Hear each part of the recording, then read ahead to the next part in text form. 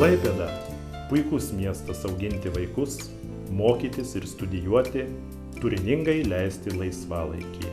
Švietimo sistema mieste suteikia galimybę ugdyti vaikus nuo gimimo iki brandaus amžiaus. Klaipėdoje veikia universitetai, kolegijos, profesinės mokyklos. Savivaldybė yra atsakinga už ikimokyklinį bendrąjį ugdymą bei neformalųjį švietimą.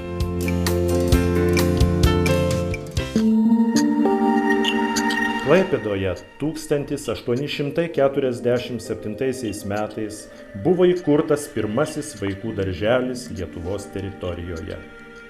Šiuo metu mieste veikia įvairios ikimokyklinės įstaigos, užtikrinančios vaikų ugdymą nuo gimimo iki mokyklos.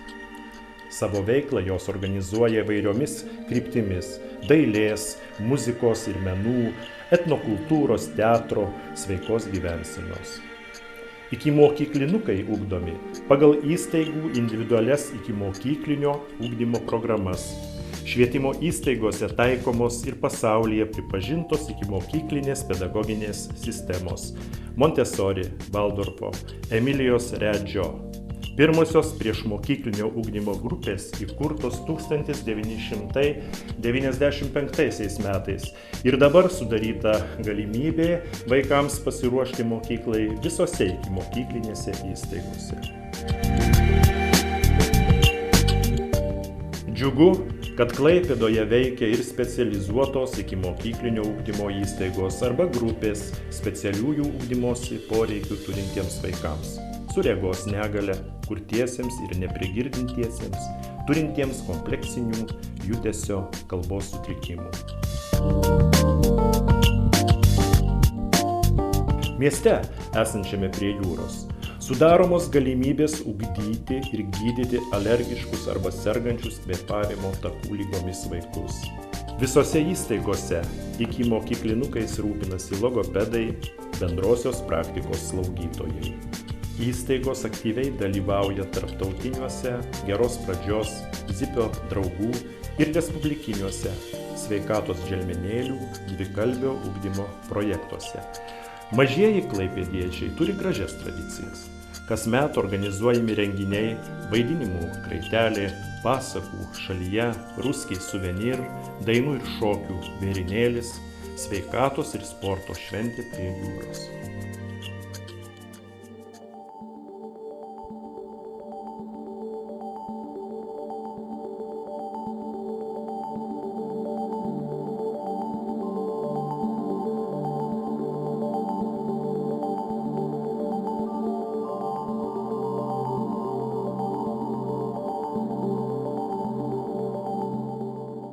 Mūsų mieste didelė bendrojo ugdymo mokyklų įvairovė. Manoma, kad pirmoji mokykla Klaipėdoje atidaryta 13 amžiuje Marijos bažnyčios katedroje, kuri buvo pastatyta prie miesto pilies. Visais laikais šiame krašte daug dėmesio buvo skiriama vaikų lavinimui ir švietimui. Klaipėdoje veikė ne tik vokiečių, bet ir lietuvių mokyklos iki Antrojo pasaulinio karo. Pokario metais pradėtos kurti mokyklos, kuriuose dėstoma rusų kalba. Lietuvai atgavus nepriklausomybę atsirado mokyklų tipų įvairovė. Nuo 1992 metų mieste pradėtos steigti mokyklos darželiai kaip jungtis tarp ikimokyklinių įstaigų ir bendrojo ugdymo mokyklų. Dalis miesto gyventojų, rūpindamiesi vaikų saugumu ir pedagoginę priežiūrą visą darbo dieną, pageidauja, kad jų vaikai toje pačioje įstaigoje įgytų ir pradinį išsilavinimą. Taip pat pradinukai nuo 1 iki 4 klasės gali mokytis vienintelėje mieste pradinėje mokykloje bei pagrindinėse mokyklose ir progimnazijose. Progimnazijose ugdomi 7–14 metų vaikai nuo 1 klasės, kol baigia 8 klasę. Pagrindinėse mokyklose galima mokytis 2 metais ilgiau ir įgyti pagrindinį išsilavinimą. Įgyti pagrindinį išsilavinimą sudaryta galimybė ir gimnazijose, kurias vaikai paprastai renkasi baigę 8 klases. Klaipėdoje dauguma gimnazijų yra 4-metės ir jos tolygiai išsidėsčiusios pagal mikrorajonus. Šiose gimnazijose ugdomi 14-18 metų mokiniai. Mieste veikia 2 netradicinės mokyklos, kuriuose mokomasi nuo 1 iki 12 klasės. Tai vienintelė vokiečių kilmės vaikams skirta gimnazija. Taip pat unikali mokykla meninio ugdymo, dailės, muzikos, programas integruojanti į bendrąjį ugdymą. Sudarytos galimybės siekti išsilavinimo suaugusiems asmenims 2 jiems įsteigtose mokyklose. Taip pat įsteigtos klasės 16-18 metų jaunuoliams, kurie dėl socialinių priežasčių negali lankyti tradicinės mokyklos. Siekiant, kad mokiniai praradę mokymosi motyvaciją, turintys elgesio problemų, neiškristų iš švietimo sistemos iki 16 metų, 2 mokyklose įsteigtos jaunimo klasės. Galima pasidžiaugti, kad miesto mokyklų mokiniai yra aktyvūs olimpiadų ir konkursų dalyviai, jų akademiniai pasiekimai gerai vertinami šalies kontekste.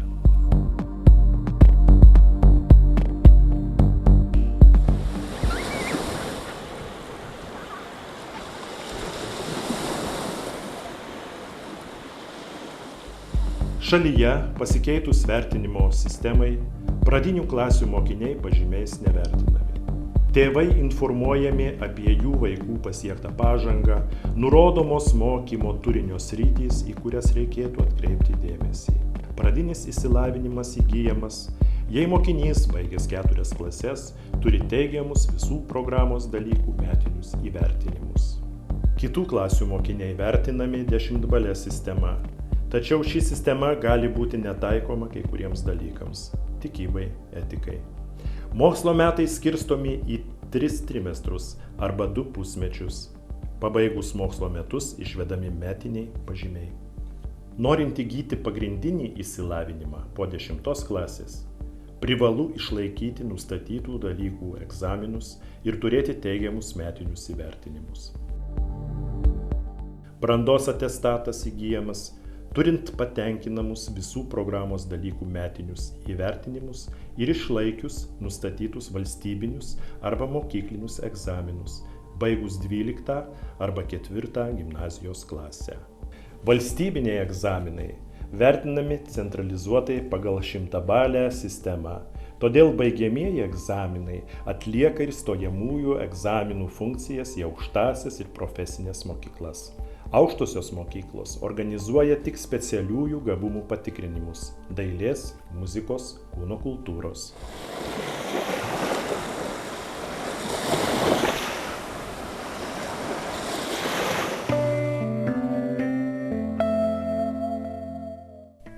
Visose bendrojo ugdymo mokyklose mokiniams teikiama reikiama pagalba, todėl jose dirba socialiniai pedagogai, psichologai, logopedai. Pagal poreikį įsteigtos specialiųjų pedagogų ir mokytojų padėjėjų pareigybės. Specialiąją pedagoginę ir psichologinę pagalbą nuo gimimo iki 21 metų asmenims teikia pedagoginė psichologinė tarnyba, į kurią gali kreiptis mokyklos, taip pat tėvai ir mokytojai. Regos ugdymo centre teikiama pagalba ne tik ikimokyklinio amžiaus vaikams, bet ir mokiniams, kuriems reikalinga speciali įranga ruoštis pamokoms, bei silpnaregiams ir akliems suaugusiems asmenims, siekiant juos mokyti įvairių socialinių įgūdžių. Šiame centre visiems ugdytiniams teikiama tiplopedagoginė pagalba. Mokytojų kvalifikacija, dalykinių metodinių būrelių veikla, mokytojų kūrybos skatinimu rūpinasi Pedagogų švietimo ir kultūros centras. Kasmet jis paruošia aktualias kvalifikacijos kėlimo programas, paskaitas. Jas skaityti kviečiami patyrę dalykų mokytojai, aukštųjų mokyklų lektoriai arba autorinių programų kūrėjai.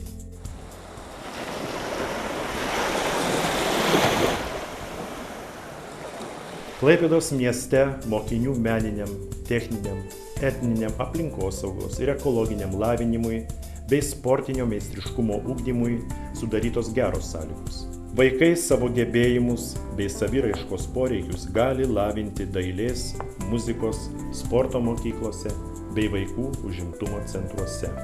Klaipėdiečiai gali didžiuotis mūsų miesto vaikų aukštais dalykiniais, meniniais ir sportiniais pasiekimais bei tradiciniais renginiais. Kasmet rugsėjo 1-ąją Lietuvininkų aikštėje organizuojama pirmoji pamoka miesto mokyklų atstovams. Nuo paminklo Martynui Mažvydui mokyklinis varpelis simboliškai išvežamas į visas Klaipėdos mokyklas. Mokytojų dienos proga pakviečiami geriausi įstaigų pedagogai, vadovai į šventinį renginį, kurio metu apdovanojami nusipelnę miesto švietimui žmonės ir įteikiama metų mokytojo nominacija. Švietimo skyriaus iniciatyva rengiami mero priėmimai, naujametinis priėmimas, skirtas gabiausiems miesto mokiniams savivaldybės posėdžių salėje ir abiturientų pagerbimo šventė paskutinio skambučio proga Laikrodžių muziejaus kiemelyje.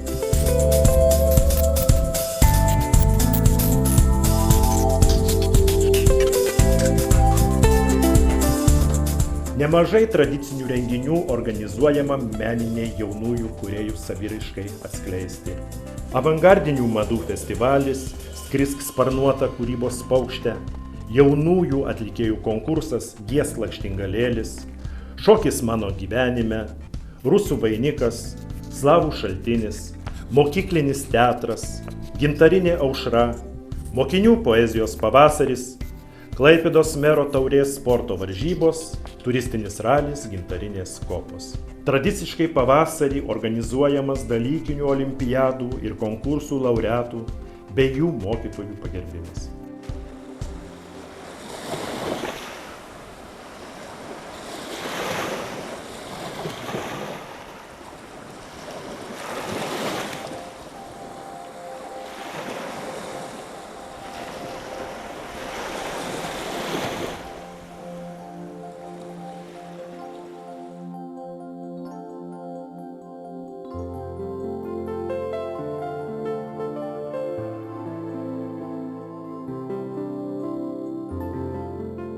Visai švietimo veiklai, ugdomajam procesui skiriamos lėšos, kurios sudaro didžiausią miesto biudžeto dalį. Veikla finansuojama iš 2 šaltinių. Iš mokinio krepšelio, tai yra valstybės tikslinės dotacijos, ir skiriamos aplinkos lėšos iš savivaldybės biudžeto. Mokinio krepšelio lėšomis finansuojama ugdomoji veikla, o aplinkos lėšomis pastatų išlaikymas, remontai bei perkamos įvairios paslaugos. Švietimo įstaigos dalyvauja įvairiose ES ir Lietuvos valstybės fondų finansuojamose programuose. Gaunamos lėšos suteikia galimybę atnaujinti švietimo įstaigų pastatus ir patalpas, įsigyti modernių ugdymo priemonių, švietimiečiams įgyti naujų kompetencijų. Už visą švietimo politikos ir strategijos įgyvendinimą mieste yra atsakingas Klaipėdos miesto savivaldybės administracijos, ugdymo ir kultūros departamento švietimo skyrius. Skyriaus specialistai vykdo švietimo stebėseną, įstaigų priežiūrą, koordinuoja jų veiklą, rūpinasi, kad būtų sudarytos tinkamos sąlygos vaikų ir suaugusiųjų ugdymui. Kadangi švietimas yra labai dinamiškas sritis, švietimo skyriaus darbuotojai nuolat tariasi su įstaigų vadovais ir švietimo taryba. Sudėtingesnėms problemams spręsti sudaromos darbo grupės arba komisijos. Klaipėdos miestas buvo nominuotas šviesiausios savivaldybės titulu, kuris pasiektas visų miestiečių dėka – politikų, švietimo vadybininkų, mokytojų, mokinių ir jų tėvų.